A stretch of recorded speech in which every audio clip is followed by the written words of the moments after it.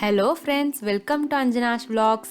இன்றைக்கி நம்ம ஒரு சூப்பரான பொரியல் ரெசிபி தான் பார்க்க போகிறோம். என்னென்னா அவரைக்காய் பொரியல். இது வந்து ரொம்ப ஈஸியாக செஞ்சு முடிச்சிடலாம். ஆனால் டேஸ்ட் வந்து அந்தளவுக்கு சூப்பராக இருக்கும். இப்போது அவரைக்காய் பொரியலை எப்படி பண்ணுறதுன்னு பார்க்கலாம் வாங்க.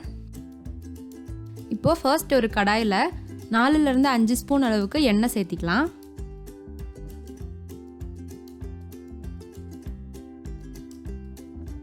எண்ணெய் சூடானதுக்கப்புறம் கொஞ்சமாக கடுகு,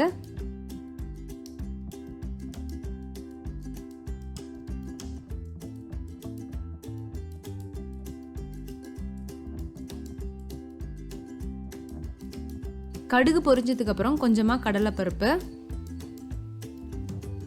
அப்புறமா கொஞ்சமாக உளுத்தம் பருப்பு, ரெண்டையும் சேர்த்து ஒரு தடவை நல்லா கலந்துக்கோங்க. அப்புறமா கொஞ்சமாக கருவேப்பிலை இலை சேர்த்திக்கலாம்.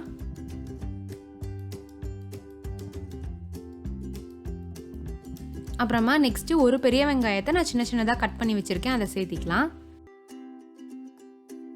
நான் மிளகாய் வத்தல் எதுவும் சேர்க்கல, மிளகாய் தூள் தான் சேர்க்க போகிறேன். உங்களுக்கு வேணும்னா நீங்கள் மிளகாய் வத்தல் கூட சேர்த்திக்கலாம். இப்போது வெங்காயம் வதங்கிறதுக்கு தேவையான அளவு உப்பு சேர்த்திக்கலாம்.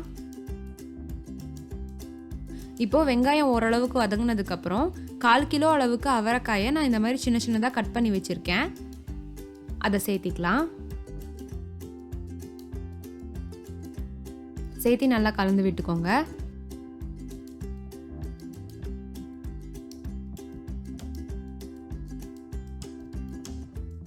இப்போது இதில் ஒரு 1/4 டீஸ்பூன் அளவுக்கு மஞ்சத்தூள், அப்புறமா ஒரு 1/2 ஸ்பூன் அளவுக்கு மிளகாய்த்தூள், அப்புறம் தேவையான அளவு உப்பு சேர்த்திக்கலாம். சேர்த்து நல்லா கலந்து விட்டுக்கோங்க.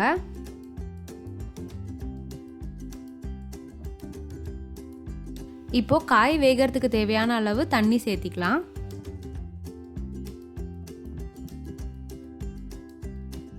சேர்த்து கலந்து விட்டுக்கோங்க. இப்போ வேகட்டும். இப்போது ஒரு 1/4 டீஸ்பூன் அளவுக்கு சர்க்கரை சேர்த்திக்கலாம். இது வந்து ஆப்ஷனல் தான். இது டேஸ்ட் என்ஹான்ஸ் பண்ணி கொடுக்கும். அப்புறம் க்ரீன் கலர் வந்து கொஞ்சம் மாறாமல் இருக்கும், அதுக்காக தான் சேர்த்திக்கிறது. உங்களுக்கு வேணும்னா சேர்த்திக்கோங்க, இல்லைனா வேண்டாம்.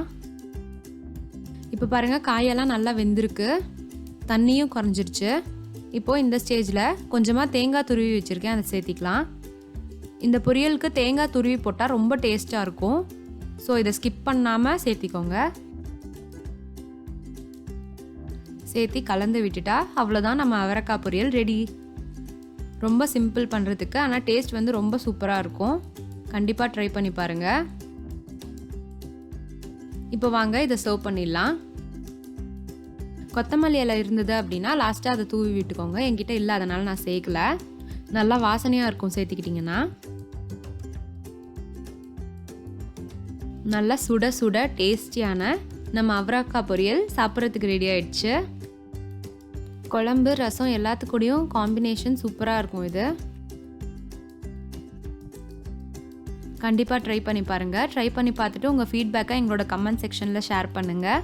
அண்ட் இந்த வீடியோ உங்களுக்கு பிடிச்சிருந்தது அப்படின்னா எங்கள் சேனலை மறக்காமல் சப்ஸ்கிரைப் பண்ணிவிட்டு கூடவே அந்த பெல் பட்டனையும் கிளிக் பண்ணிவிடுங்க. Thank you friends.